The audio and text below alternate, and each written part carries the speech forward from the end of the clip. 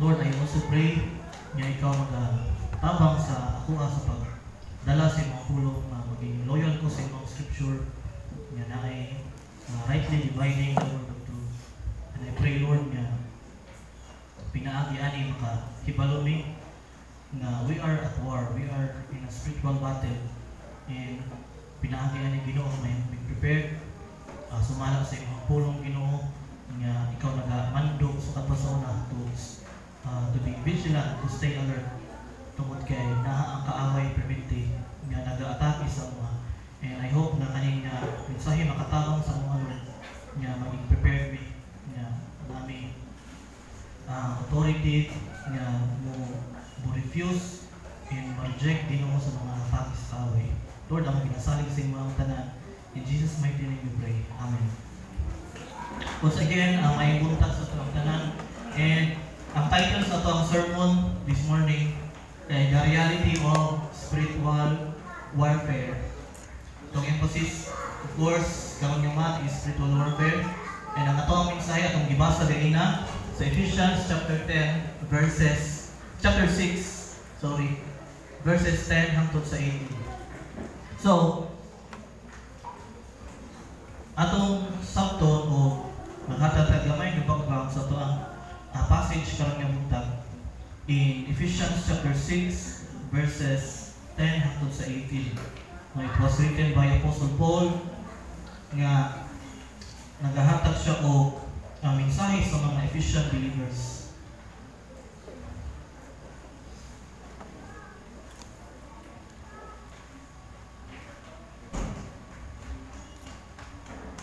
So iyan yung isulat during sa iyahang house arrest sa Rome. And then, akong balikod, i-address niya ni sa mga believers sa Ephesians. Tungod kay kaning Ephesians nga syudad are known for idolatry and occult practices. Kung na sila yung mga unaaning ng mga ginahimok, mga kinaiya.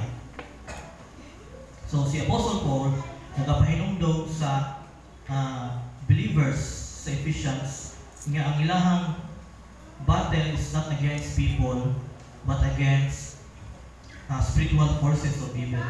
So encourage po sila ni Apostle Paul to put on the full armor of God para maghatag sa ilaha o defense and offense sa mga atake sa kaaway. Tungod kay again ang battle is not against flesh and blood, meaning mga tao, but against spiritual forces of evil. So, bisan mo gisulat ni sa first century, but naaghapon siya timeless message nga also very important sa karon na atong makuhaan ng mensahe. No, kaya ang kamatuoran sukat pa sa una hangtod karon wala mo usab that we are in a spiritual warfare, spiritual battle. Pero ang Ginoo wala din niyang gibiyaan niya kanang helpless. Itagaan kaniya sa tanan nga atong gikinahanglan to stand firm in Christ.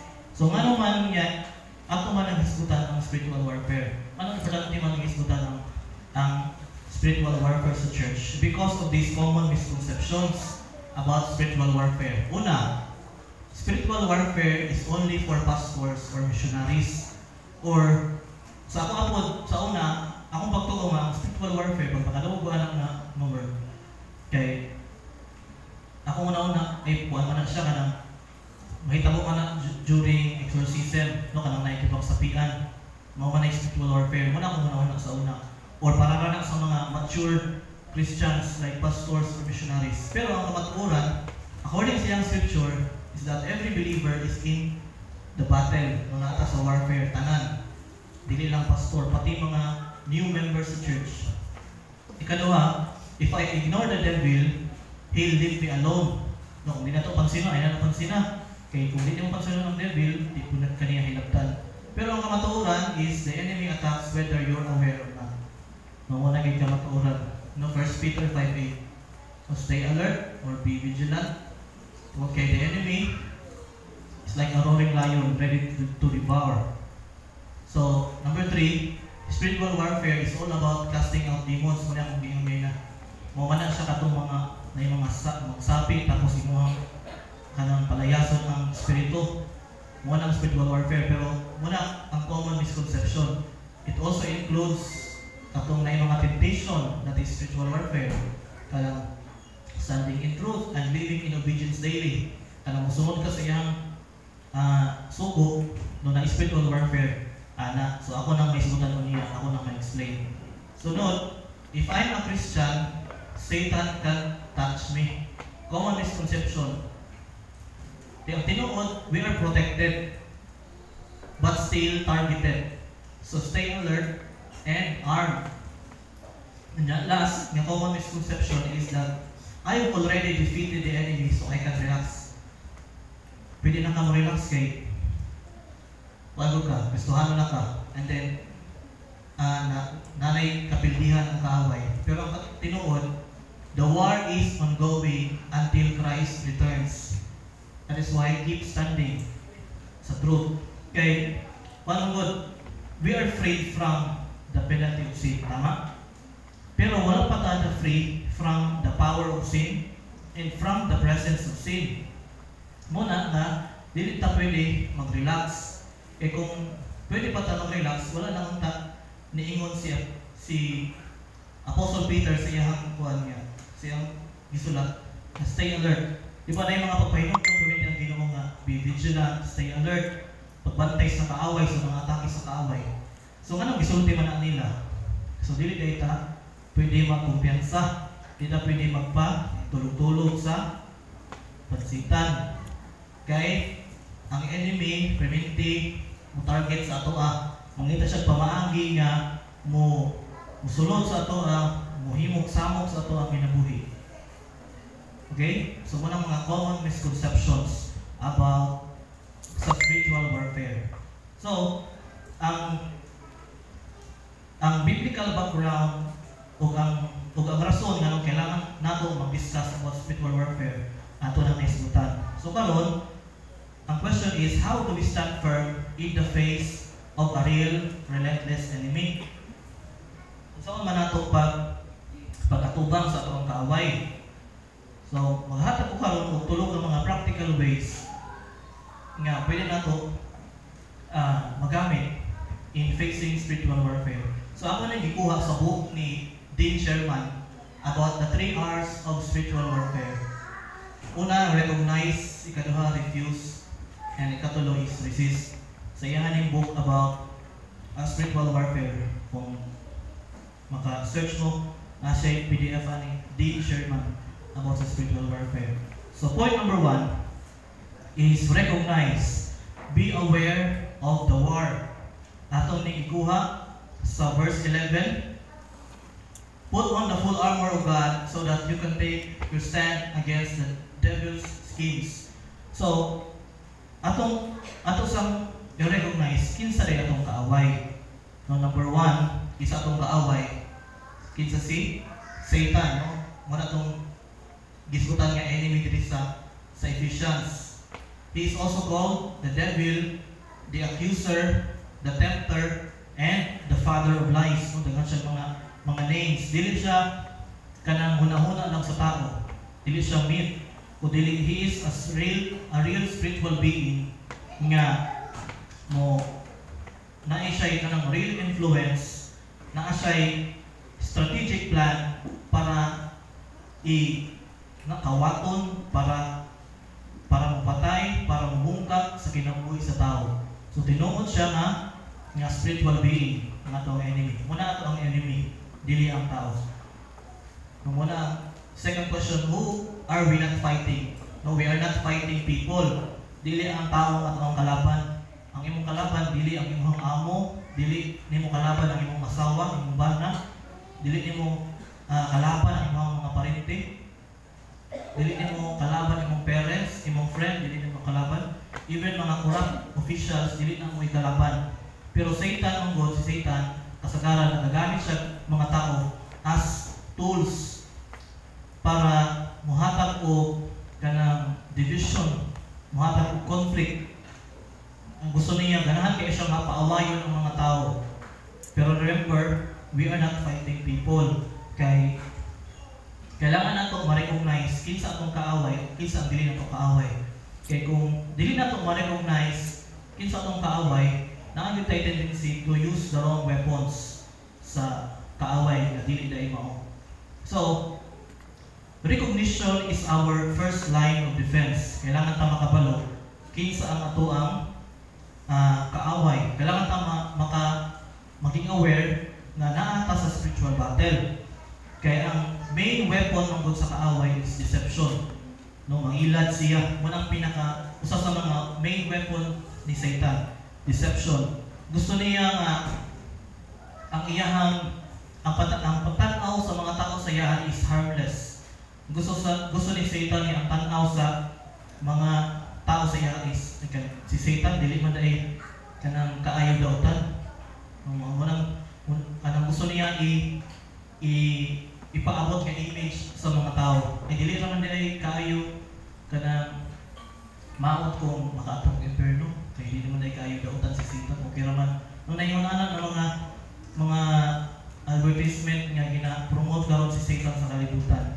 Gusto niya maging harmless sa iyang pananaw. But niingon ang pulong sa Ginoo, 2 Corinthians 11:40, ang pulong sa Ginoo that Satan disguises himself as an angel of light. Makauna na ba nga, okay man siya, buutan man siya, pero sometimes si Satan nag-disguise as an angel of light.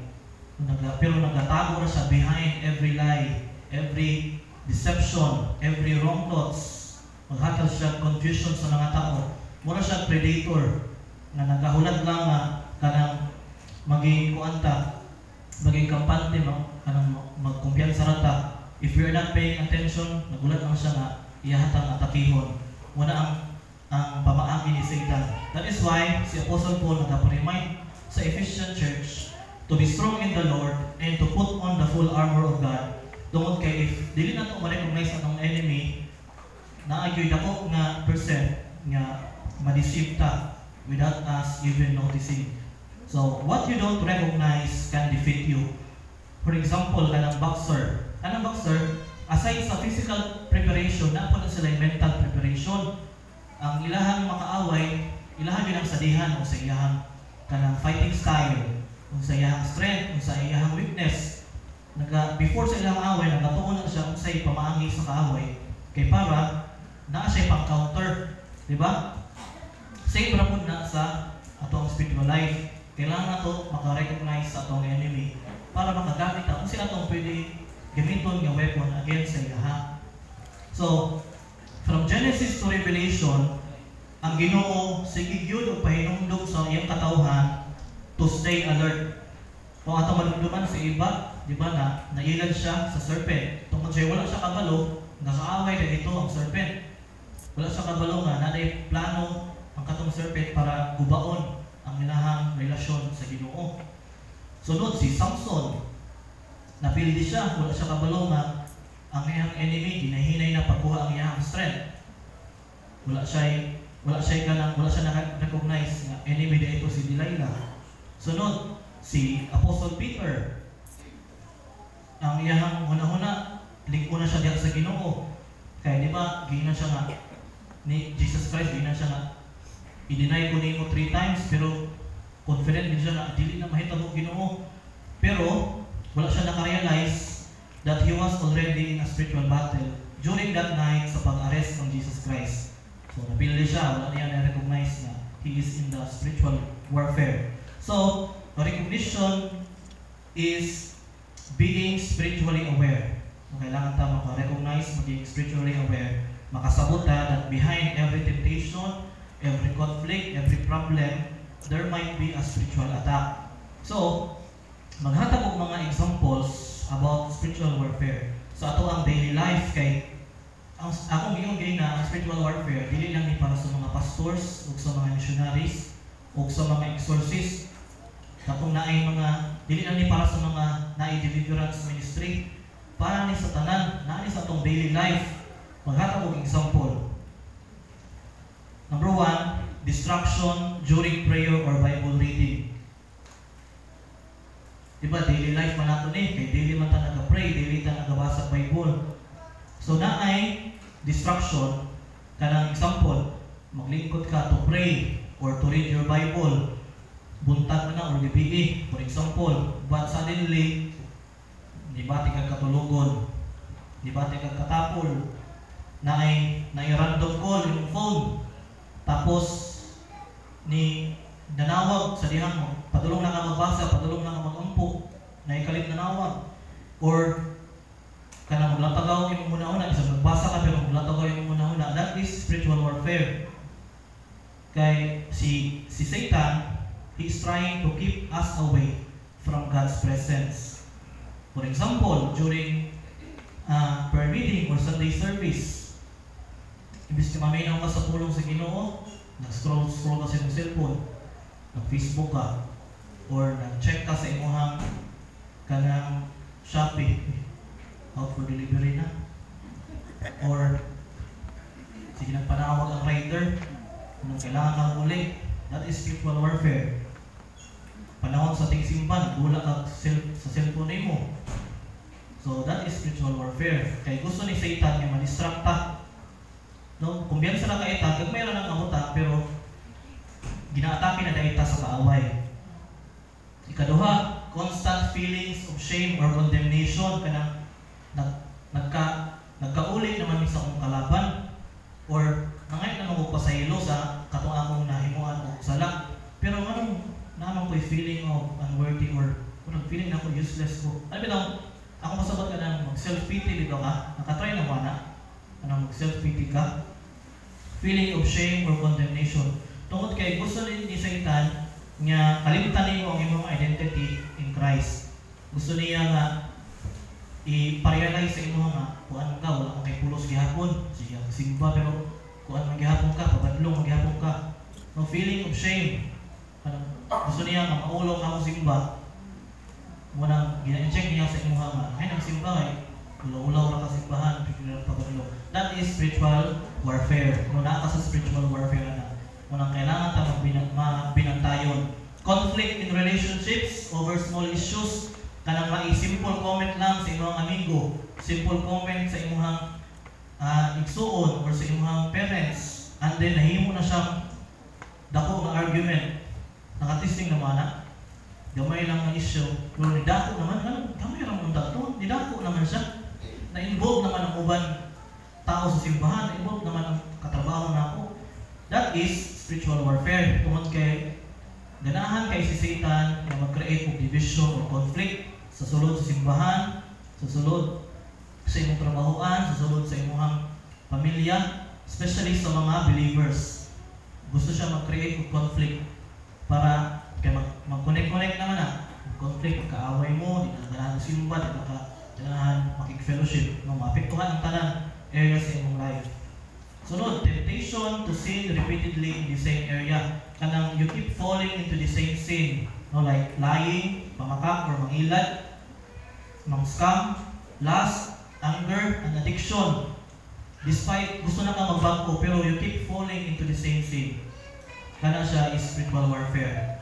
Siguro na stronghold na kailangan of prayer.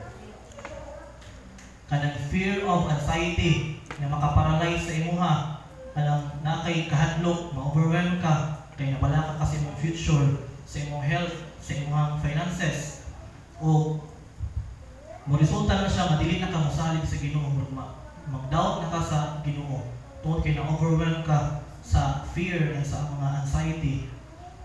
Sunod, feeling spiritually dry or numb. Kani common po din sa mga Christians, kanang bisan nagsimba ka, na attend ka mga church service, but ka na naka-feeling ba nga layo mo sa Ginoo?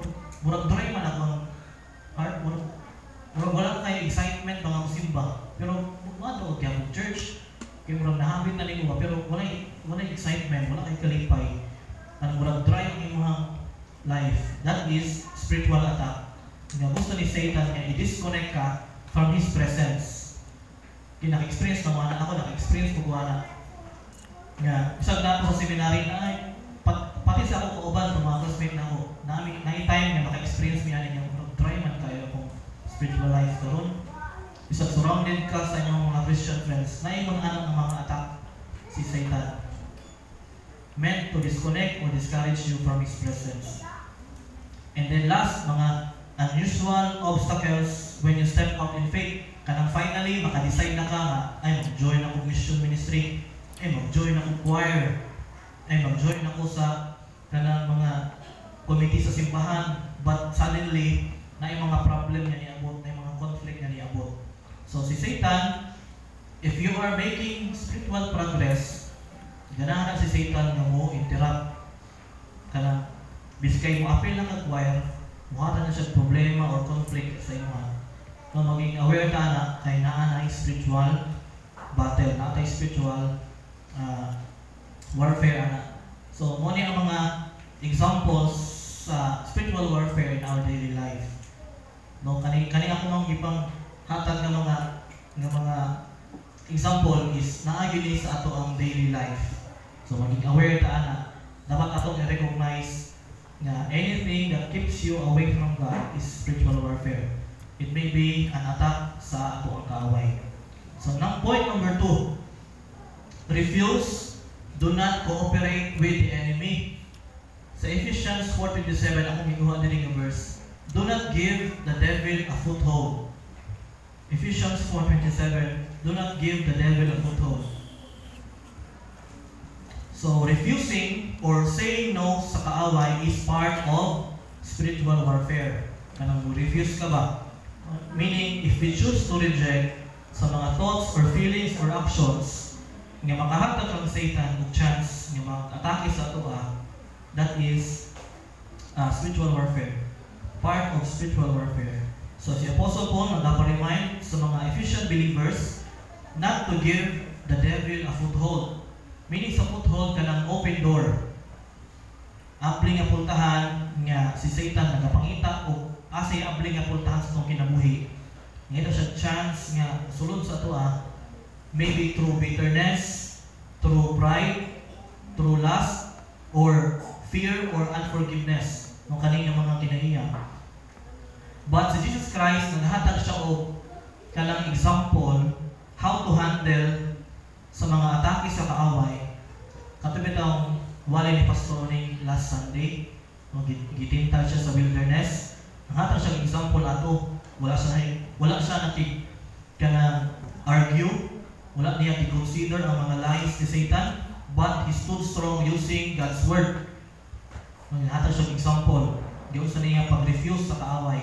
Wala siya nag-stay quiet, but he clearly rejected sa mga offer o sa mga atake, mga temptation ni Satan. So si Satan, maka-gain na siya control sa atong life if we give him space. Atong hinumduman nga ang kaaway, he cannot force his ways sa atong kinabuhi. Dili siya pwede mo-focus pagsulod sa ato ang kinabuhi. Nangita siya o permission nato. Usa man nga permission, mga unchecked emotions, mga unrepented sins, or mga unguarded thoughts. Mo ni siya ang mga foothold, mga open doors na pwede mo sulod si Satan sa itong kinabuhi. Nga meaning ana, if naa kay unchecked emotions, unrepented sins, unguarded thoughts, it's like we are giving him permission yung sulod sa itong kinabuhi. Kanang ganing magabi, di ba? Manirado mo sa itong puntahan, sa itong gate, para maprotektahan na ito ang balay. Same ra pud na sa ito ang spiritual life. We must guard our hearts daily against spiritual compromise. So, refusal is protection. No, ang pag-refuse is protection. Part of the spiritual warfare. So, to effectively refuse the enemy, we must first understand how the enemy operates. Kailangan natin masabtan kung sa iyang mga strategic tactics nga para siya maka-gain of access sa itong kinabuhi, maka-gain of influence sa itong mga kinabuhi. So, maghataw mga upat ka mga pamaagi how the enemy operates. Una is the attempt. Mo gini kasagaran ang first move ni Satan no tintal. For example, kang Adam ug Eve, di ba? Tintal siya. Kang Jesus Christ, first niya attack, gitintal niya si Jesus. Mo gini ang first move ni Satan, temptation. Gusto niya i-lure ang mga people to sin, to rebel, to disobey against God. Sunod, they disturb emotions. Ganahan kayo siya nga kanang mo-inject sa ito ang mga emotions nga dili godly, like anxiety, depression, fear, confusion, anger. Kani siya mga emotions di kani sa kaaway nga gina-inject sa ito. Ganahan kayo siya nga mubutangan ng mga emotions na kinabuhi to weaken our faith, to weaken our defense against sa iyahang mga atake. Ganahan kayo siya mo-whisper sa mga bakak sa tuwa para ta makabati na we are hopeless, we are unworthy, we are unloved. Munang iyahang kasagaran nga ginahimo. Sunod, the enemy operates by attacking the body. Ganahan kayo siya mo attack sa itong mga physical bodies. So, kaning ako pasabot diri, dili tanan sakit is demonic. But there are times nga ang kalaban nato mag-cause of physical harm sa lawas sa tao. For example, Luke chapter 13 verse 11, giayo ni Jesus Christ ang usa ka babae nga crippled, babae nga sa Bisaya babae nga giyawaan.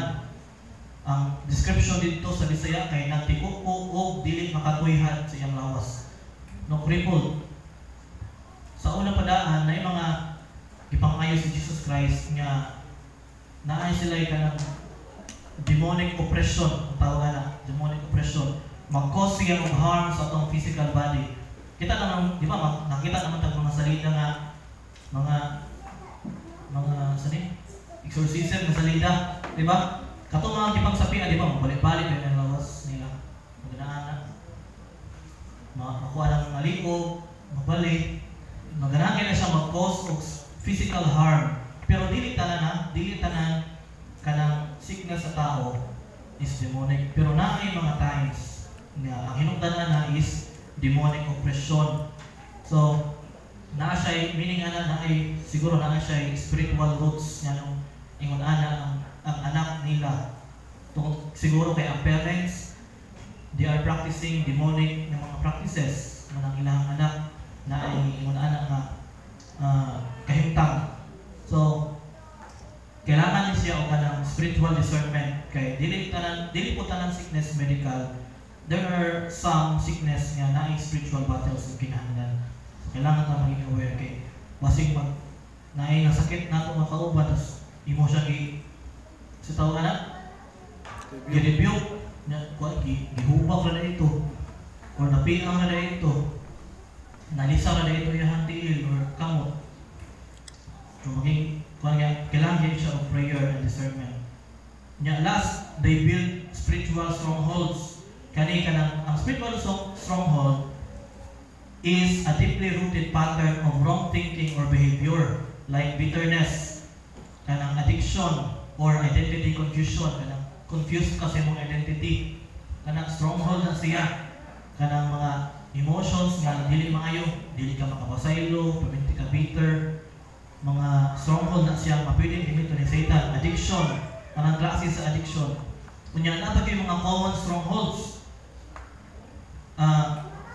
Kay kung tagaan na to foothold ang kaaway, maka-establish na siya stronghold sa itong kinabuhi.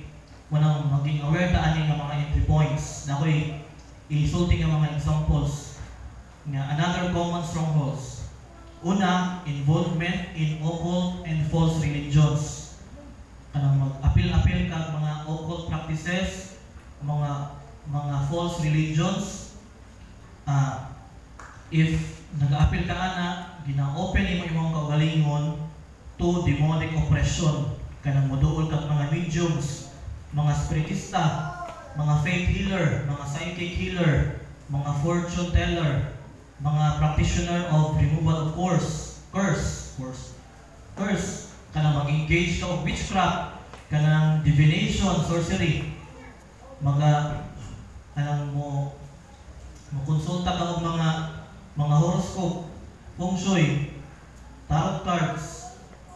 Pati kaning aware po ta aning yoga, no, kaning yoga na ani siya kanang occult or false religion nga gigikara ang yoga. no mag-inquire po na kaning astral projection. Nakatanong na mo ganang hilig mo ganang Marvel movies, kanang Doctor Strange.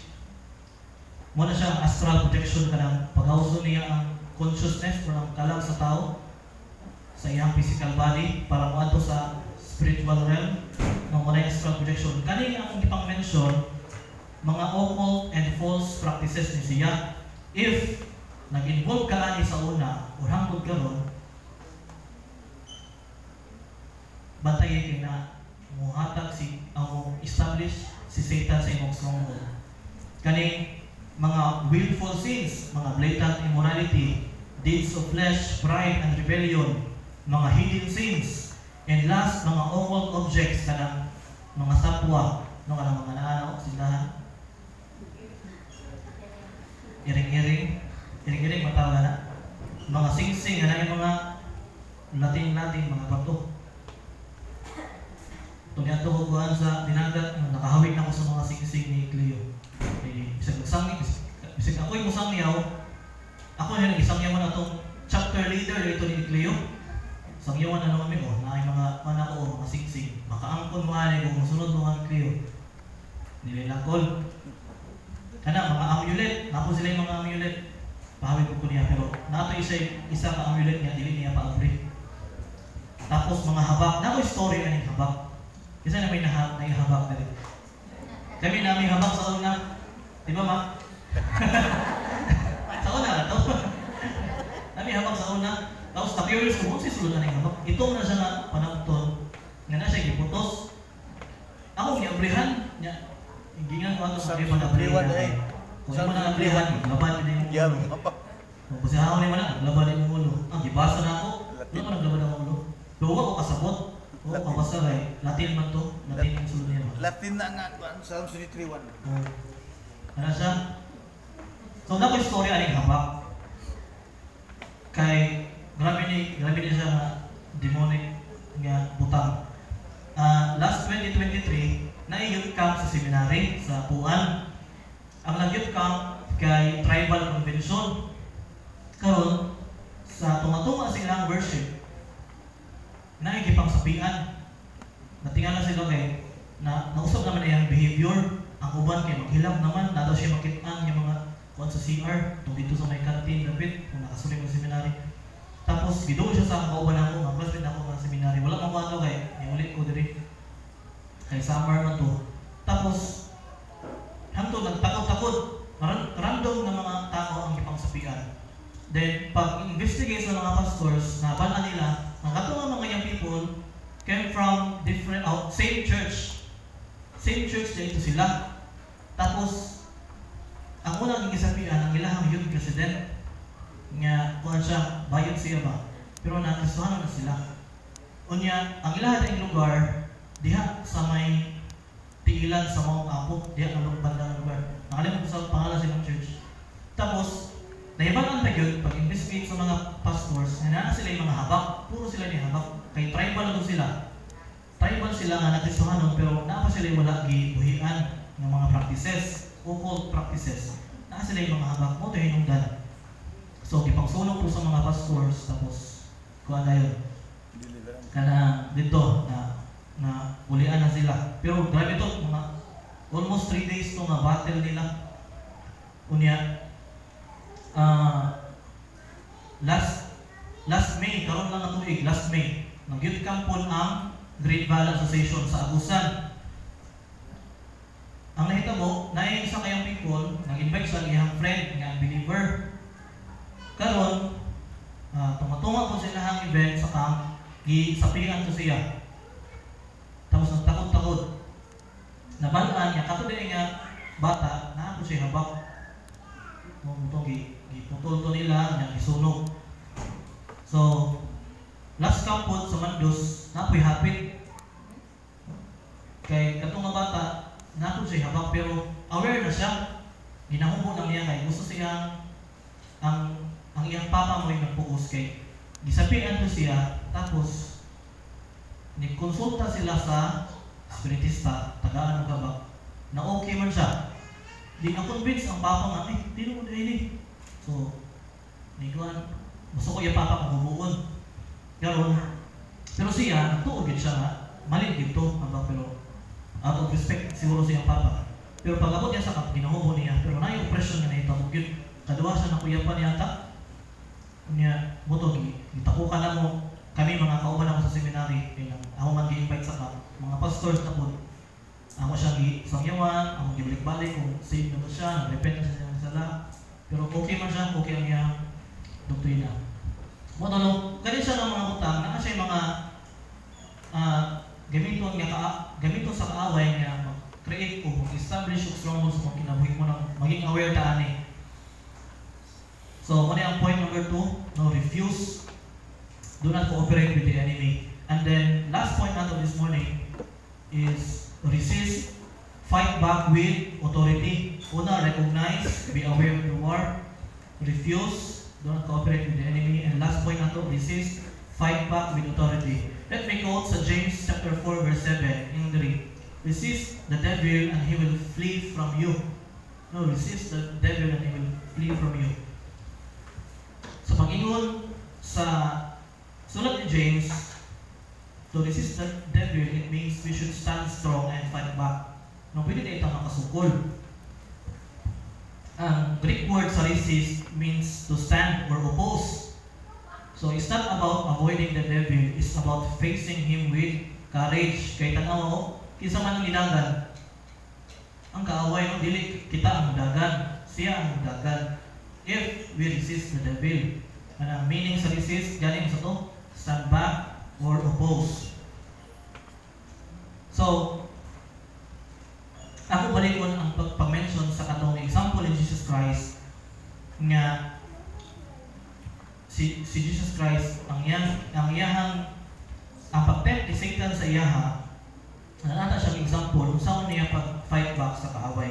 So every time si Satan every time nga i-twist ni Satan ang scripture, si Jesus mo tubago, it is written na ginapakita ni Jesus Christ ani that the Bible is our strongest weapon. Amen? Strongest weapon nato ang pulong sa Ginoo. Now, as believers, we don't fight to win. We fight because Jesus already won. So, sa Romans 8:37, yung ulit ang pulong sa Ginoo, we are more than conquerors in Christ. Through His death and resurrection, Jesus Christ already defeated Satan. But, it is our job to stand on that victory. Pinaagi sa ginabuhi, diya sa pagtuo, sa kamatuoran, o sa pag-uman sa iyang mga subo every day. So, how do we win in spiritual warfare? How do we win in spiritual warfare? Una, close the doors to the enemy. Sa man, confess your sins and ask for forgiveness. Mga ipasaylo na sa mga sala. Ikaduha, renounce any past involvement in occult practices. If naga-konsulta kang mga witchcraft, spirit of the glass, mga horoscope, or involved ka dati sa false religion, imo nang i-renounce ang tanan ng imong past involvement aning mga practices. Sunod, break any agreements you made, knowingly or unknowingly, with darkness. Kaya natin mga agreements, sometimes aware ta, sometimes wala, dili po ta aware. Nga nalay tayo agreement with the devil. So, kailangan natin na siya i-break ng mga agreements. Mag-ampot sa Ginoo. Ato na siya. Ang point ani is, atong i-clean up ang kinabuhi spiritually.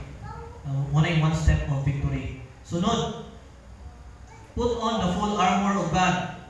Giingon sa Ephesians chapter 6 na igihatag si Apostle Paul diha nga mga defensive and offensive weapons, mga defensive item. So, una, helmet of salvation. Yung si Apostle Paul, helmet of salvation, meaning to protect our mind and remembering who you are in Christ. Kanang sometimes i-inject ni Satan sa to na ay dili makaluwas, dili makatinong anak sa Ginoo. Kung kailangan nato musuot og helmet of salvation para i-dipinsahan ato ang una-una atong thought. Sunod, breastplate of righteousness. No, so auto na to ang breastplate of righteousness to guard our hearts by living a clean and holy life. No, we are already righteous in Christ. Tungkol sa gihimo ni Christ nga pagsakripisyo sa cross, nahimutang righteous. Ato nang suoton para i-guard atong life, atong self from the attacks of the enemy. Sunod, shield of faith. No, another defensive item. Shield of faith. Para i-block ang mga bakak o mga doubts nga i-atake ni Satan sa ato. Atong gamiton ang shield of faith. Sunod, belt of truth. Ato ning suoton, no, atong ibakos ng mga matuoran para dili ta madala sa mga bakak sa kalibutan. Magmalikod na by using the belt of truth, standing firm in God's truth. Next, sword of the Spirit, offensive weapon na to. Gusto mo ng sword of the Spirit, pulong sa Ginoo. No, Hebrews 4:12, ang pulong sa Ginoo, sama sa espada na duhay sulab. No, sword of the Spirit. Kay ako na mention kayo na, muna gigamit ni Jesus Christ nga weapon para suklan ang kaaway using the word of God. Sunod kay feet of peace, or ang kabanan shoes of peace, shoes of the gospel of peace. Another defensive item or offensive item. Be ready to share the good news wherever you go. So muna ang mga gihatag ni Apostle Paul nga mga armor of God nga atong dapat suoton para depensahan o para maka-fight back sa atong kaaway. And last, sa verse 18 is wala na akong utang diri. Pero ang last ngayong si Apostle Paul to pray, no, mag-pray yun. Nakoy na nabasa sa una nga, whenever you feel like dili ka ganahan mag-pray, ang pinaka dapat buhaton nimo is to pray. No, mag-pray yun ka. Hindi ka ganahan mag-pray, ang encouragement is to pray. Okay. Mo man ang reminder, hindi hatag sukat pa sa una, hangtod karon, keep praying at all times. Kaya mo na yung makapa-activate sa itong mga armor. Lord, tagay ko ani nga defense sa Ginoo against sa mga atake sa kaaway. Kaya walay sundalo nga moadto sa gera nga half-dressed or unprepared. Ang sundalo dapat kuan gyud na complete armor gyud na. Dapat kuan jud ka, prepared jud ka nga moadto sa spiritual nga warfare. Matubang sa spiritual warfare. Okay? So, sa katapusan, akong balingkon nga spiritual warfare is tinuod yun ni. Tinuod sa tanang Kristohanon. Whether bago pa ka ng Christian or dugay na ka ng Kristohanon, everyday na-adjud tayo spiritual warfare. Every Christian is part of spiritual warfare, whether we like it or not. But ang good news is that we are not left helpless. Na gihatag si God ng mga kanang equipment sa ito para makadepensa o maka-opensa sa atake sa kaaway. Gihatag niya ang tanan na atong gikinahanglan to stand strong. Akong balikon, we do not fight to win, we fight because Jesus already won. But it is our job to stand on that victory. Kailangan mo ka maging alert according sa scripture. Be alert, be vigilant. So, ato ang tulong ka puntos, the 3 R's of spiritual warfare is recognize, be aware of the war, kaduha, refuse, do not cooperate with the enemy, and resist. Muna itong opensa, fight back with authority. So, muna ang pulong sa Ginoo, akong pagampo nga napanalangin ta, akong pagampo nga atong suoton ang full armor of God, kauban sa mainiton niyang pagampo. Muna nga kailangan kita maging consistent sa pag-appeal sa mga prayer meetings. Kailangan tayo mag-consistent sa atong mga prayer life and devotional life. Kaya mo man ito ang depensa sa kaaway. Kaya everyday, gina-atake ta ni Satan. Dili tama kayo of time is up sa kuan sa day off sa Satan. Ngayon sa po atake haron kay labad akong ulo. Ay sa Satan kay bad mood ko haron, no? Dito na kayo nana. everyday yun ta gina-atake ni Satan. Wala siya ginapili ng tao o adlaw.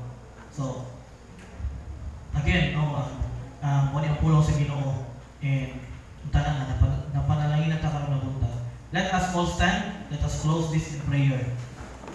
Father, we thank you once again for your goodness and faithfulness.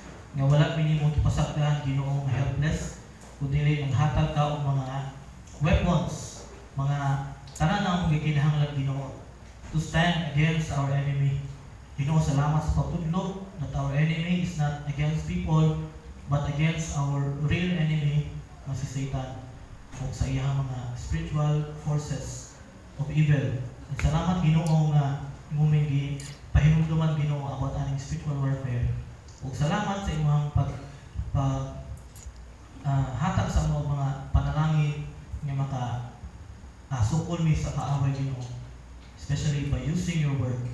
Lord, ikaw magatabang sa tanan ng mga kaanakanin mo sa MCCSB nga maging ready me, maging alert me, mas muduot pa gimi sa imong Ginoo tungod kay ang kaaway nagahulat lang ang motake sa mga if ang kinabuhi is left unguarded. And Lord, among ginapangayon sa imong Lord nga tanan nga imong mga kanakan sa MCCSB magapanalangin ka namo o mga equipments, mga full armor of God nga mong suoton kada adlaw para maka-prevent me sa mga atake sa kaaway. Lord, ang gi-entrust sa imong among ginabuhi nga maging faithful me, mag-stand me sa imong word and mag-obey me sa imong mga sugo sa mga everyday Lord. Tabangin me kay pinaagi lamang gyud sa imong grasya ug usod nga mabuhat namo na hinanan hangtod sa pagbalik nimo Ginoo nga makasulti ka sa mga good and faithful servant. And Father, among gi-entrust sa imong ang sunod namong pagabuhaton karon nga worship service. All this Lord we pray in the mighty name of Jesus Christ. Amen.